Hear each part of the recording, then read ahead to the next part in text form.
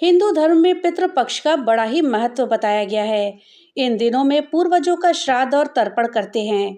ऐसी मान्यता है कि इन दिनों में पूर्वज धरती पर आ जाते हैं और तर्पण करने से उन्हें भोजन जल मिलता है, जिससे पितृ खुश होते हैं और अपना आशीर्वाद आपको देते हैं।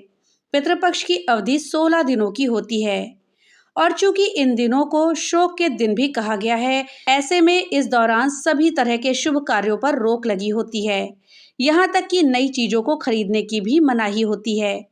ऐसा कहा जाता है कि इन दिनों में नई चीजों की खरीदारी से पूर्वज नाराज हो सकते हैं। लेकिन कुछ चीजें ऐसी भी हैं जिनकी खरीदारी पितरों के निमित्त करने से आपके पितर खुश होते हैं। तो चलिए दोस्तों, जानते हैं कि पितृपक्ष के दौरान हमें किन चीजों को खरीदना चाहिए जिससे पितर प्रसन्न होंगे। इस जानकारी के लिए वीडियो में हमारे साथ अंत तक बने रहिएगा, जिससे कि आपको सही और सटीक जानकारी प्राप्त हो पाए।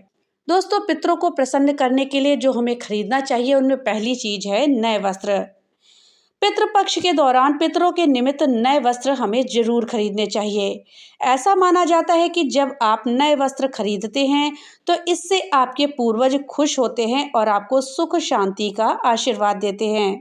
दोस्तों, इसके अलावा दूसरी चीज है चावल।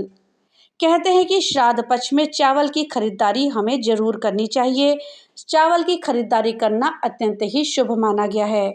ऐसा कहा जाता है कि इन दिनों चावल की न सिर्फ हमें खरीदारी करनी चाहिए, बल्कि हमें चावल का दान भी करना चाहिए। चावल का दान करने से पितृ खुश होते हैं और हमें सुख समृद्धि का आशीर्वाद देते हैं। दोस्तों, तीसरी चीज है काला तिल। पितृपक्ष के दौरान आपको काला तिल जरूर खरीदना चाहिए, क्योंकि काला तिल पितरों के श्राद्ध और तर्पण के दौरान उपयोग में लाया जाता है। ऐसा कहा जाता है कि तिल खरीदने से पितृ दोष से हमें मुक्ति मिलती है। चौथी वो चीज जो कि हमें पितृपक्ष के दौरान जरूर खरीदनी चाहिए वो है जौ। धार्मिक मान्यता है कि धरती पर सबसे पहले अन्न के रूप में जौ उगाया गया था और इसे सोने के बराबर ही माना गया है। इसलिए जब आप पितृपक्ष के दौरान जौ खरीदारी करते हैं तो इससे पितृ खुश होते हैं और आपकी आर्थिक परेशानी भी दूर होती है। पांचवी और अंतिम चीज जो हमें पितृपक्ष के दौरान जरूर खरीदनी चाहिए वो है चमेली का तेल। ऐसी मान्यता है कि चमेली का तेल पितरों को अर्पित करने से वो तृप्त होते हैं और उनकी आत्मा को शांति मिलती है। इसलिए पितृपक्ष के दौरान चमेली के तेल की खरीदारी भी आपको करनी चाहिए। वीडियो में आगे बढ़ने से पहले आपसे एक छोटी सी रिक्वेस्ट है कि अगर अभी तक आपने वीडियो को लाइक नहीं किया है तो कृपया वीडियो को लाइक कर दें और ज़्यादा से ज़्यादा शेयर करें, जिससे कि ये जानकारी अधिकतर लोगों तक पहुंच पाए। और अगर चैनल पर नए आए हैं तो कृपया चैनल को सब्सक्राइब कर दें और बेल आइकन दबाना ना भूलें, जिससे कि मेरी वीडियो सबसे पहले आप तक पहुँच सके। तो दोस्तों, अभी तक आपने जाना कि हमें पितृपक्ष के दौरान क्या क्या खरीदारी करनी चाहिए। इन चीज़ों को खरीदने से पितृ प्रसन्न होते हैं और अपना आशीर्वाद हमें देते हैं। तो दोस्तों, आप भी इस पितृपक्ष में इन चीज़ों को खरीदें और पितरों का आशीर्वाद प्राप्त करें। अब आइए जानते हैं कि हमें पितृपक्ष के दौरान किन कार्यों को करने से बचना चाहिए। तो चलिए वीडियो में आगे बढ़ते हैं। इसके साथ ही दोस्तों, कुछ कार्य ऐसे भी होते हैं जो कि हमें पितृपक्ष के अंतर्गत नहीं करना चाहिए। पितृपक्ष के दौरान अगर हम इन कार्यों को करते हैं तो हमें पितरों का दोष लगता है और हमें पितरों की कृपा नहीं मिल पाती है। अर्थात शास्त्रों में पितृपक्ष में कुछ कार्य निषेध माने गए हैं, यानी कि पितृपक्ष के दौरान कुछ कार्य ऐसे हैं जो हमें नहीं करना चाहिए। मान्यता है कि पितृपक्ष के दौरान इन कार्यों को करने से पितर नाराज होते हैं। तो चलिए जानते हैं कि हमें कौन कौन से कार्य पितृपक्ष के दौरान नहीं करने चाहिए।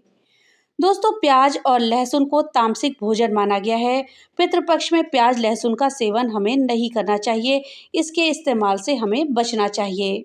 दोस्तों, पितृपक्ष के दौरान किसी भी प्रकार का जश्न या उत्सव भी हमें नहीं मनाना चाहिए। इसके अलावा किसी पार्टी में भी नहीं जाना चाहिए, किसी पार्टी का हिस्सा हमें नहीं बनना चाहिए। इस दौरान केक काटना तो बेहद ही अशुभ माना गया है। दोस्तों, पितृपक्ष के दौरान कोई भी शुभ कार्य नहीं करते हैं। इसके अलावा वाहन, प्रॉपर्टी इत्यादि खरीदने से भी हमें बचना चाहिए। पितृपक्ष का पूरा समय पूर्वजों को समर्पित होता है। ऐसे में इस दौरान शराब या मांसाहारी भोजन से हमें दूर रहना चाहिए। पितृपक्ष में नाखून काटने, बाल कटवाने और दाढ़ी बनवाने से भी परहेज करते हैं। हालांकि जो लोग श्राद्ध करते हैं वे पिंडदान के लिए ऐसा करते हैं, लेकिन जो लोग पिंडदान, तर्पण और श्राद्ध इत्यादि कार्य नहीं करते, उन्हें इन कार्यों से बिल्कुल भी बचना चाहिए। इसके अलावा हमें पितृपक्ष के दौरान ब्रह्मचर्य नियम का पालन करना चाहिए और संबंध बनाने से भी बचना चाहिए, क्योंकि कहते हैं कि इस दौरान संबंध बनाने से अगर हमें जो संतान उत्पन्न होती है वो किसी न किसी विकार से युक्त होती है, अर्थात उसे किसी प्रकार का कष्ट हो सकता है। तो दोस्तों, ये थी जानकारी कि हमें पितृपक्ष के दौरान कौन कौन से कार्यों को करने से बचना चाहिए। तो दोस्तों, जानकारी आपको कैसी लगी हमें कमेंट बॉक्स में लिख करके जरूर बताइएगा। तो मिलते हैं अगली नई वीडियो के साथ, तब तक के लिए राधे राधे।